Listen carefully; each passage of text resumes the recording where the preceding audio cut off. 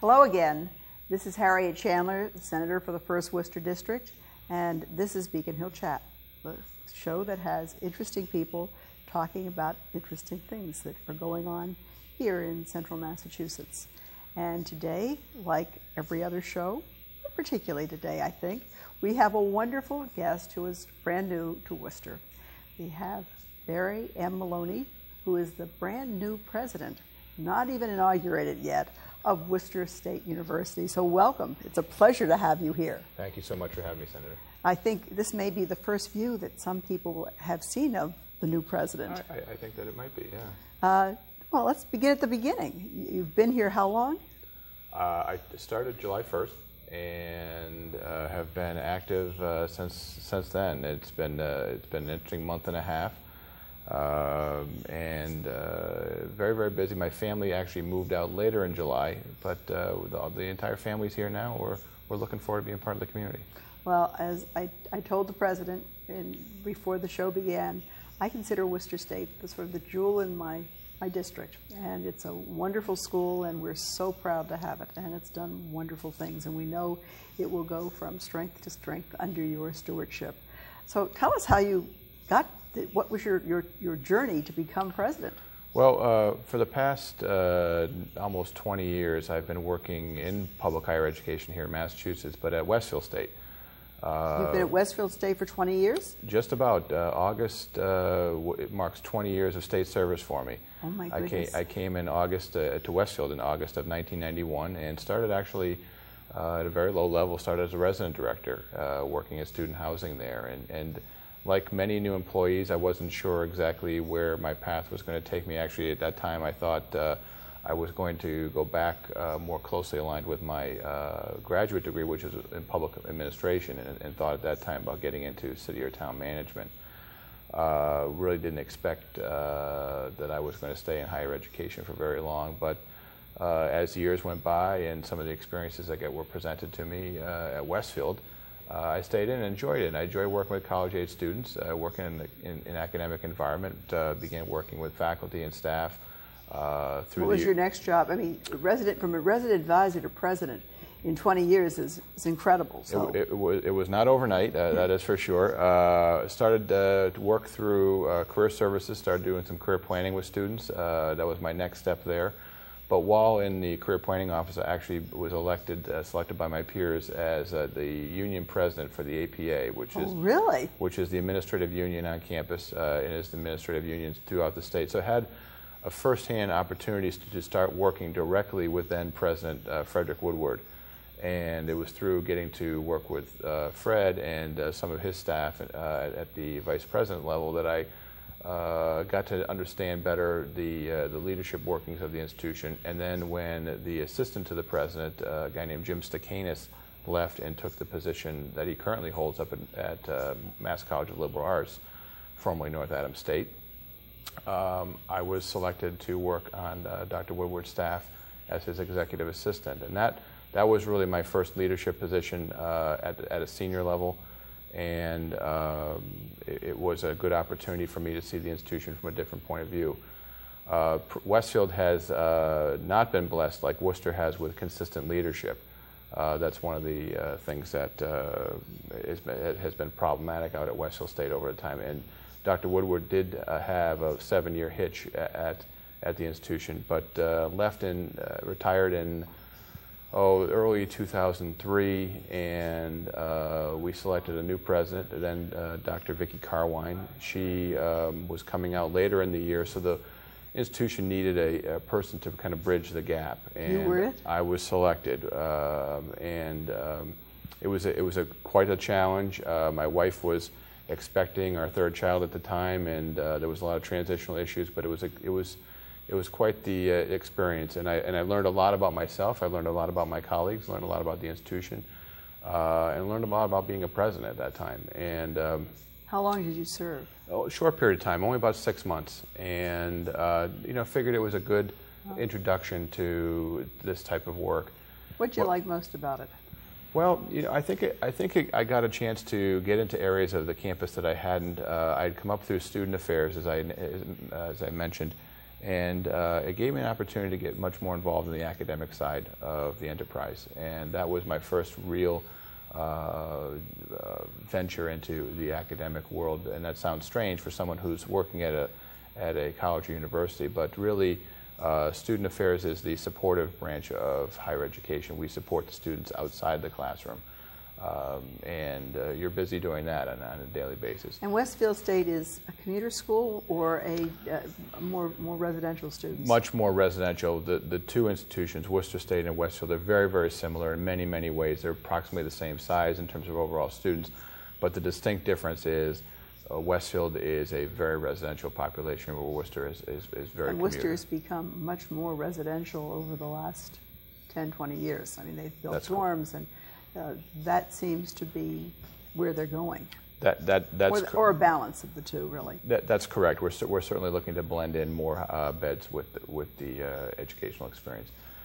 Many of the alums that I've talked to since arriving in July have told me, well, my experience at Worcester was I commuted and worked this job, worked that job. Not completely, again, different from the experience of students at Westfield, but we've always had at Westfield a strong residential component. And that does make a difference. Are you yourself a product of public education? I am. Starting off... Are you from Massachusetts originally? My folks still live in Springfield. Oh, really? My brother and his wife live in Springfield. I went to public school in Springfield and graduated from classical high school in Springfield, which public is no longer. But it was like we had a classical high school in Worcester, and that is no longer either. So beautiful condominiums now. Right. But and then went on to the University of Maine at Orono and spent my undergraduate and graduate years there. So I've been involved with public higher education, public education my entire life. My mother is a retired elementary school teacher, public elementary school teacher, and my father's a retired school administrator. Wow. So you've really come with a background in education and in public education at that. What's kept you in this area? What's made you feel this is the right place for you? Western Mass was always home for me, as I just mentioned, growing up, and Westfield also holds a special place for me on a personal level because it's the place where my father graduated from. I met my wife there when she was working in admissions, and so it was something that I connected with very quickly.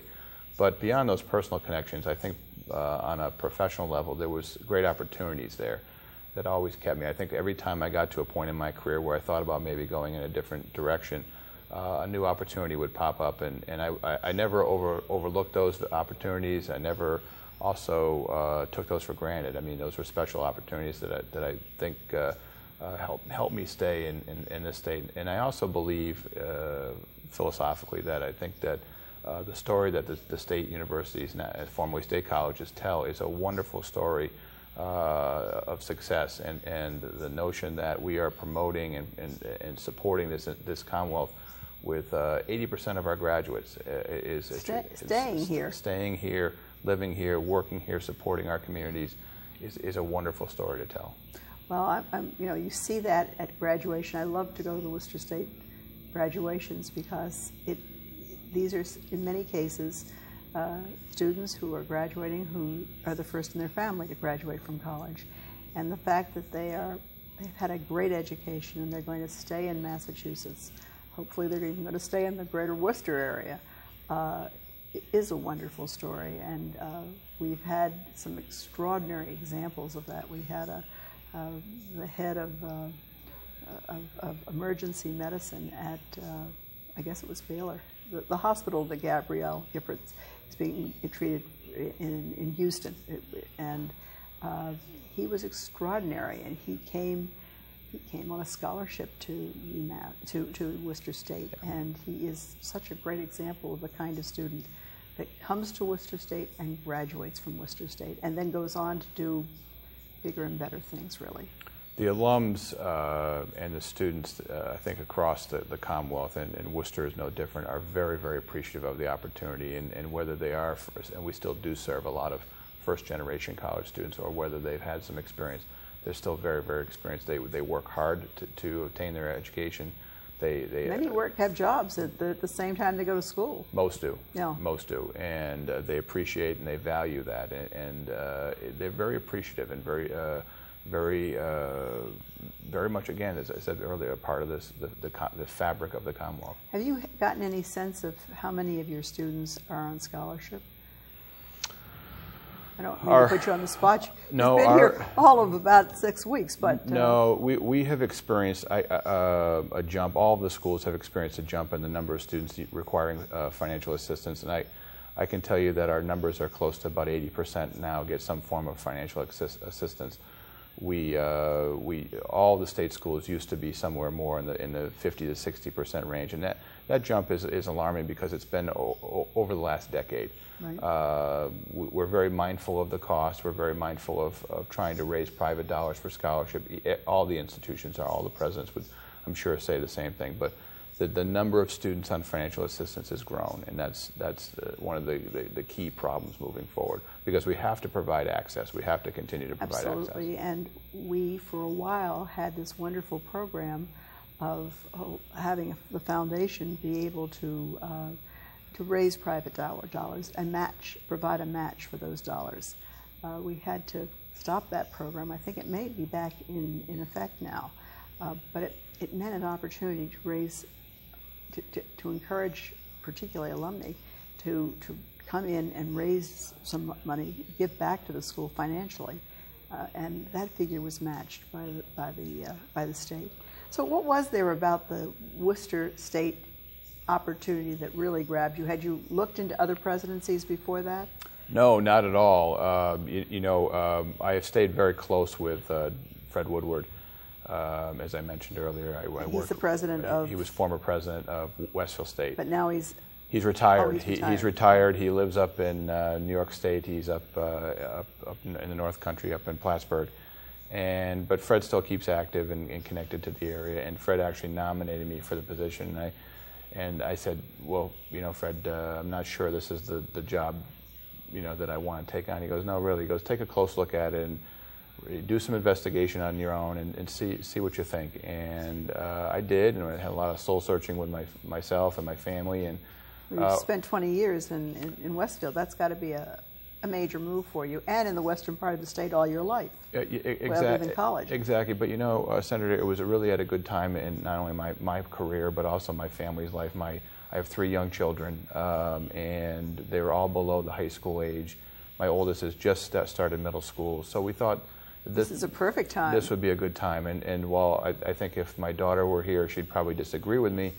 It's hard for her to pull her away from her friends. It was a good time for the family. My wife was in the midst of a career change herself, trying to get herself back into the workforce. So she hadn't landed that career position yet either. So really, well, this might be the place to do it. Exactly, and it really came at a good time. So we figured we could stay in the same system. We would just move down the road a little bit.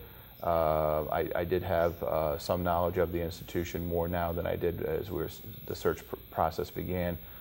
Knew that the city of Worcester was also one that had really over the last decade, maybe a little bit longer, has started to embrace the schools of higher learning in this community. And we've been doing that for a much longer period, but it's this we call it a public-private partnership, because with the exception of you and Quinsimmon, all the others are private schools.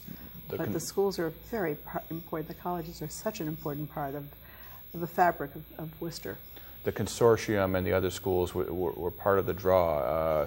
The nice piece of working out at Westfield was we were kind of the only game in town, but right. Here it forces the institutions to work collaboratively and to use resources appropriately. So that's exciting, and I had a chance to talk with Mark Bellata about that, became even more enthusiastic after meeting with him. Well, I've worked with Rick Sullivan, who was your former mayor in Westfield, who's now the Secretary of Energy in the Patrick administration, and he has such an understanding of the problems and the needs of community, and so I would assume that the public institution in Westfield that worked with him would have taught him much of that, and it's very similar in Worcester, because cooperation and partnerships are very important in Worcester. So I understand that you have moved into the Worcester State University president's house. That's correct. Tell us about it, because we've never had a president's house or a president living in that house before you. Well, as I understand, the university purchased, the university's foundation purchased the property in approximately 2008, and at that time, President Ashley had already established residence, and I believe in Paxton. And there was no need for her to have a house, or she had no desire to move. But the university thought maybe it would use the building or the property on it's 535 Chandler Street as maybe a conference center or meeting place. And I think they started using in that direction, but felt like, again, it was still being underutilized.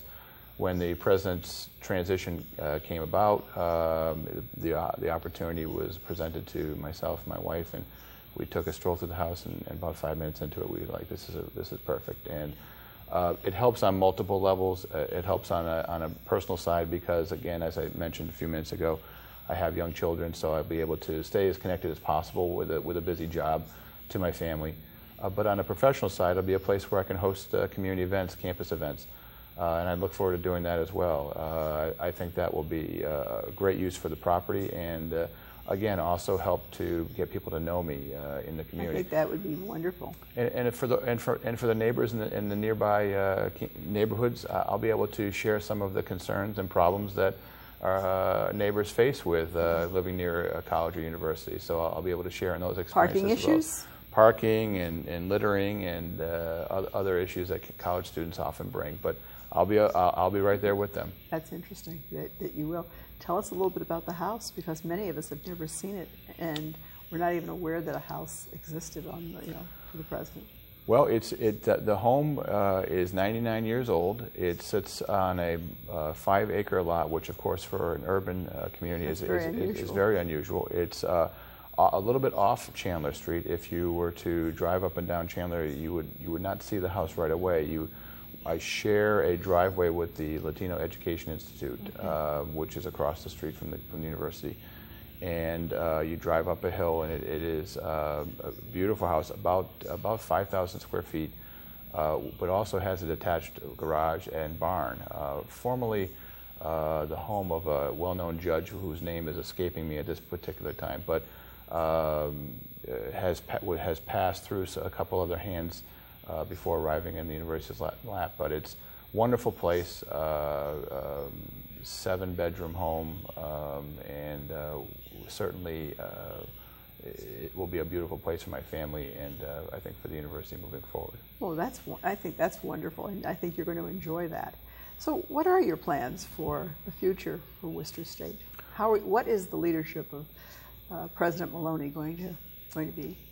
Well, short term, I think if you look at our university's website right now, you'll see that I've been talking a lot about keeping students first. And what I mean by that is taking a look at all of our practices and programs and making sure that we are balancing access with quality, and making sure that we are, from the consumer's point of view, that we are easy to understand, we're easy to negotiate all of our processes, and that we are providing a good, sound education, but blending in customer service when we can.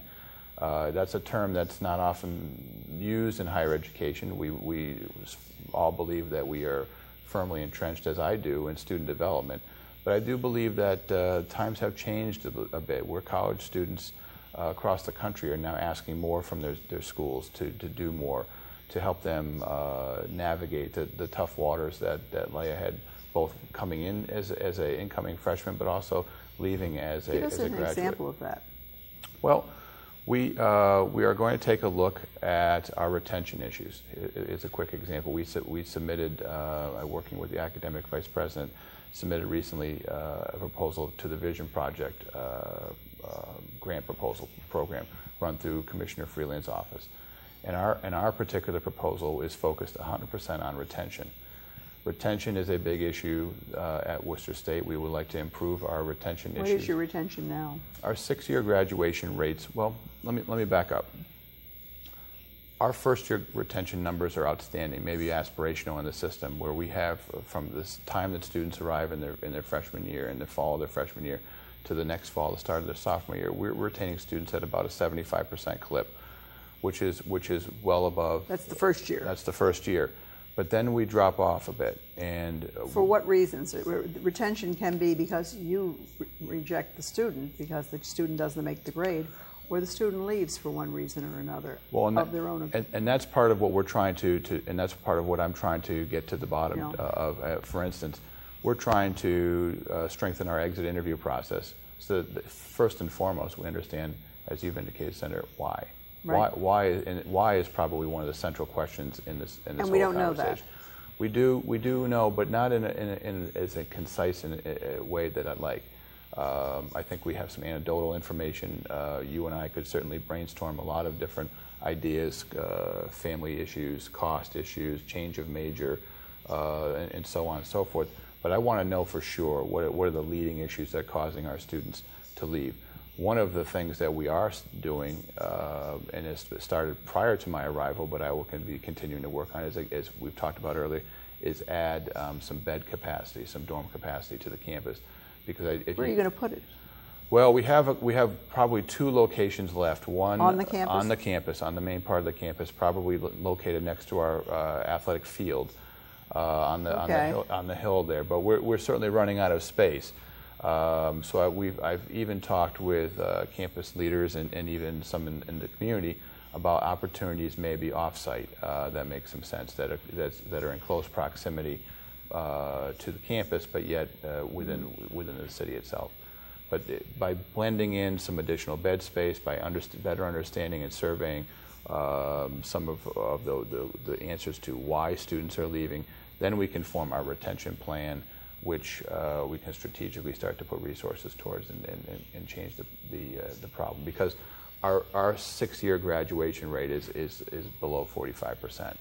And that do they come back at some point in the future? Why do I think that maybe some people drop out and then a few years later come back? Oh, absolutely. So is that counted in some fashion? Is that accounted for?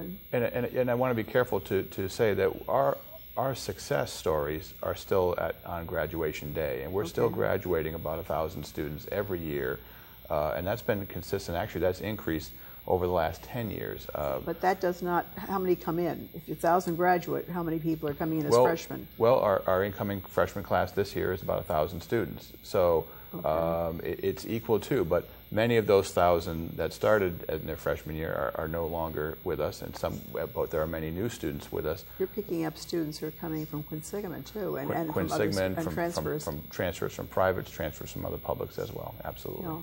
So that becomes a really, and you're talking about a 6-year graduation rate, which strings it out a longer time, and it's more expensive to deal with. And our 4-year numbers are approximately the same. Sure. Really? Yeah. Those are just a statistical basis for looking at the issue. We certainly have students who graduate in less than 4 years, who accelerate their program, and many students who graduate in 5. So it's just a statistical average, if you will. So what else besides retention are you focused on? I'd like to try to get our very strong international student program strengthened, and I firmly believe that's also part of the retention puzzle. But I want our students, and our students will hear this throughout my term at Worcester State, that we are going to be viewed as equal to any institution in the area. Our students should not feel that they're going to a less than institution, that there's a good quality education. And in order to do that, we have to bring elements from all what other schools are doing successfully. One is, of course, international exchange, also national student exchange. Why? Because the globalization of our economy just demands it. I need our students who are going into the workforce to be able to adapt and work with students and graduates from other institutions, but also other countries. We're finding that companies, American-based companies, are doing more business overseas, or overseas companies are doing business in the United States. We need to have our students have experience in those areas. And one quick example is our board chair at Westfield, a gentleman named Kevin Queenan, who owns a specialty bolt company in the western part of the state, who now has holdings in Canada, in China, and abroad, another location, says that he almost will not hire a student from any institution who has not sampled or gone and done some form of exchange while they've been in school. But there are already existing international exchanges, aren't there? Absolutely. And you're just going to expand upon those. We're just going to expand upon those and also use them as a way to, as an enrollment strategy. If I can send more of our students abroad, I can bring in another cohort of students and fill those seats without changing the overall enrollment. Right, and that, I think, enhances the students', the whole total experience. Enhances our campus, brings diversity to the campus. It provides a greater learning experience, absolutely. What is the major issue that you're going to have to counteract when you, I don't want to use the word problem, challenge, but what do you see as a major issue for you? A major issue. I would probably say that the major issue moving forward is probably finances. I think I would say that too, and I'm not as close to it as you are. Yeah, we certainly, you have spoke with my predecessor many times about budget issues, about state appropriation issues. We have to understand that we will have to all work together creatively, collaboratively to solve this issue. And I think that challenge is going to be there for quite some time. And we have to not forget our faculty who are still struggling without contracts. That's right. And that is an unacceptable situation. That's right.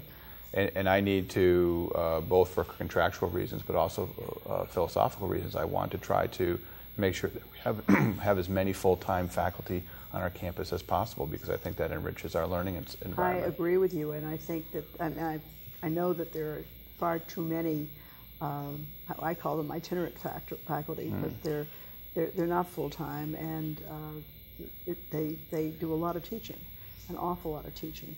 But this is the problem of education today, and you've come with a wonderful background, and we really look forward to seeing all kinds of good things happening on that campus on Chandler Street under your guidance. And we hope you'll come back and see us again and give us a report, maybe 6 or 8 months into this, so that we have a sense of, now that you're really on the job and having a chance to run the school, I hope you'll say yes and you will come back. Oh, absolutely. I really appreciate the time today, Senator, and I look forward to being part of the community. I've said to everybody who I've talked to, I hope in 6 to 8 months people know who I am as well. Your board and your search committee speak so beautifully about you. They are so thrilled to have you. So I look forward to working with you, and I know that our viewers look forward to hearing wonderful things happening on the campus. Thank you for coming, and thank you for joining us today. And we hope we'll see you again next week. Same time, same place. This is Senator Chandler saying goodbye for now for Beacon Hill Chat.